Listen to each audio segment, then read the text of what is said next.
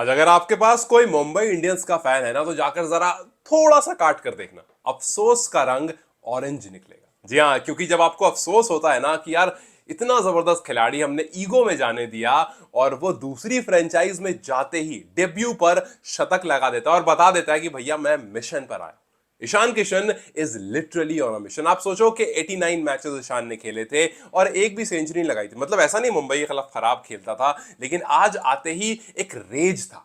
आज आते ही प्रूव करना था, आज आकर उसको बताना था कि भैया जो बीसीसीआई ने कॉन्ट्रैक्ट ले लिया, जो आपने रिटेन नहीं किया, और जो पिछले कुछ टाइम से नाइंसाफी कह सकते हैं। हालांकि मैंने आपको काफी बार, मतलब एक दो नहीं, मुझे लगता है 5-10 वीडियो बना चुका हूं ईशान किशन पर, और मुझे बहुत सारे लोगों ने कहा कि भाई आप ना बिहार से हो, इसलिए आपके दिल में सॉफ्ट कॉर्नर है ईशान किशन के लिए। मैंने आपसे कहा था कि ये ईशान किशन जो है ना, ये इंडिया का ट्रैविस हेड है। इसको बस आप वो पॉइंट दे दो, वो रिलैक्सेशन दे दो, वो फ्रीडम दे दो, आपको पता चल जाएगा।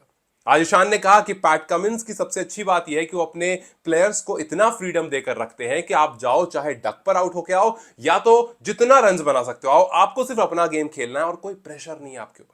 भाई यही तो चाहिए होता मुझे। मैं मानता हूं कि ईशान किशन जो है वो जितना अच्छा पेसर्स को खेलते हैं, कहीं ना कहीं स्पिनर्स को लेकर सवाल उठता है। पहली बॉल जो निक हो कर गई, वहां पर हुआ कि यार ये क्या, चलो बच गए, लेकिन भाई आर्चर को जिस तरह से मारा, आप सोचो कि आरआर का वो फेवरेट बॉलर है, सबसे महंगा बॉलर है, जिस तरह से एक ओवर में आप 3-3 छक्के मारते हो, आर्चर का पूरा इतिहास खराब कर देते हो। क्यों? क्योंकि आपके अंदर रिडेम्पशन की भूख थी।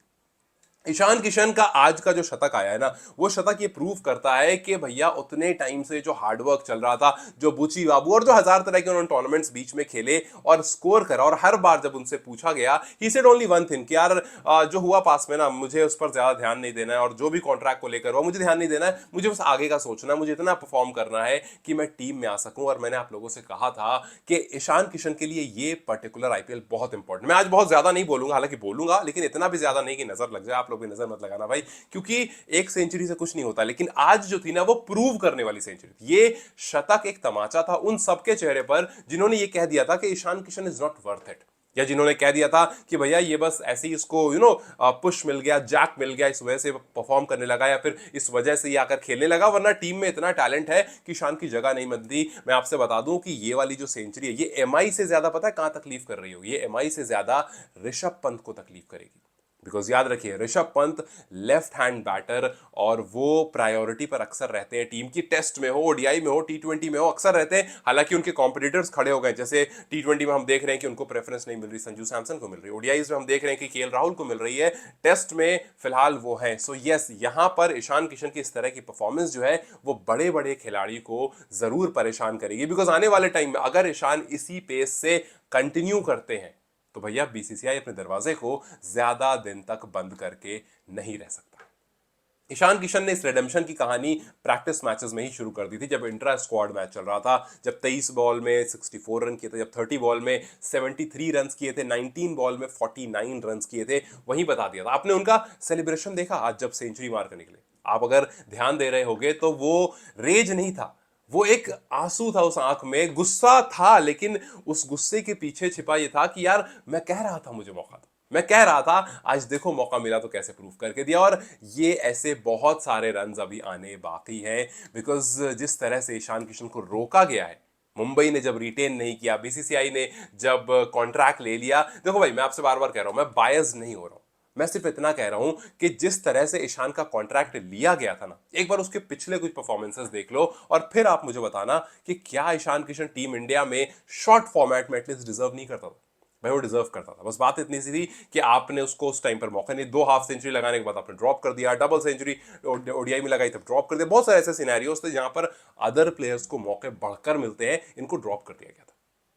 That's the reason I said कि ईशान किशन का ये वापस आना, ये सेंचुरी लगाना एक प्रॉपर एग्जांपल था, एक ग्रैंड कमबैक का एक छोटा सा हाईलाइट था। एंड जैसा मैं कह रहा हूं कि यस, वी डोंट वांट कि यहां पर ये रुक जाए। मैंने अभी कुछ दिन पहले एक वीडियो बनाई थी जहां पर अभिषेक शर्मा से कंपेयर किया था। बहुत लोगों को ऐसा लगा था कि मैं अभिषेक के अगेंस्ट बात कर रहा हूं। अभिषेक के अगेंस्ट बात नहीं कर रहा था, मैं सिर्फ ये कह रहा था कि यस, अभिषेक और ट्रैविस हेड जो है वो बहुत जबरदस्त खिलाड़ी है, और उन्होंने एसआरएच को एक अलग लेवल पर पहुंचा दिया है। लेकिन जिस तरह से अभिषेक शर्मा खेलते हैं उसमें रिस्क बहुत ज्यादा होता है, बट ईशान जिस तरह से खेलते हैं उसमें रिस्क होता है।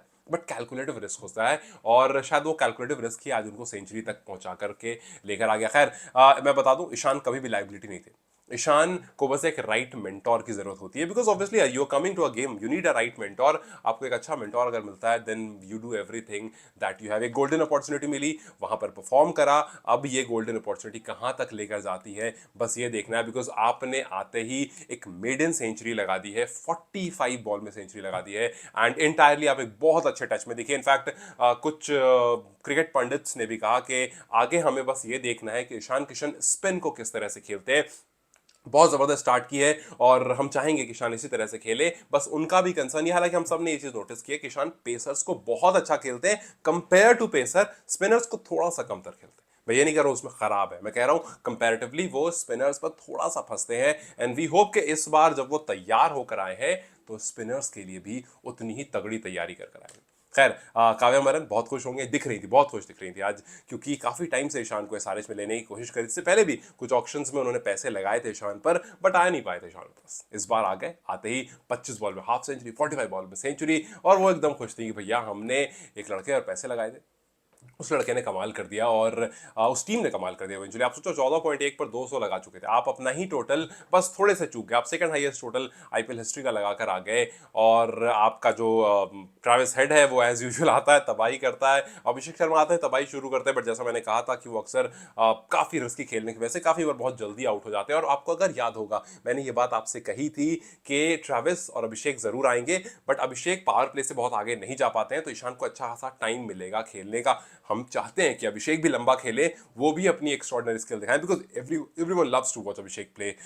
लेकिन बस ईशान के साथ थोड़ा सा वो नाइंसाफी हो रही थी यार, इसलिए लग रहा था कि यार ईशान को ना बैक करना चाहिए। इनफैक्ट 2022 में भी जब एमआई ने ईशान को रिटेन नहीं किया था, फिर उसके बाद ईशान पर ऑक्शन में पैसे लगाए लगाए लगाए, काव्या वहां भी कोशिश कर रही थी, लेकिन फिर इवेंचुअली काव्या ने बोला अब उतने पैसे नहीं है, चलो कोई बात नहीं, कभी और देखेंगे।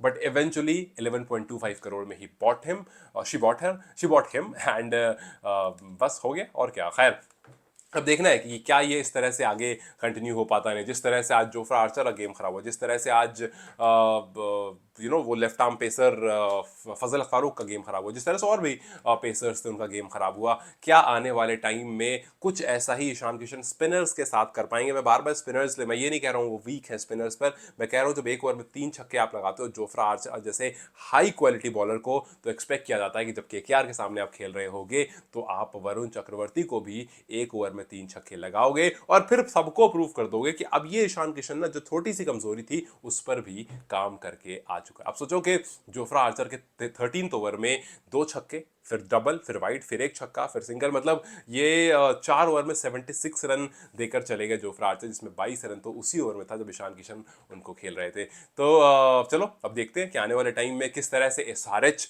ने जो तबाही शुरू की, जिसकी एक्सपेक्टेशन तो खैर सबको ही थी। अब टॉप 5 में देखोगे तो सारे स्कोर एसआरएच के, सिर्फ एक केकेआर वर्सेस दिल्ली का है जो पिछले साल 272 किए थे, वरना उसके अलावा सारा का सारा जो है वो एसआरएच का ही है। तो एसआरएच ने तबाही मचाई, आते ही आरआर को बिल्कुल निस्तो नाबूद कर दिया।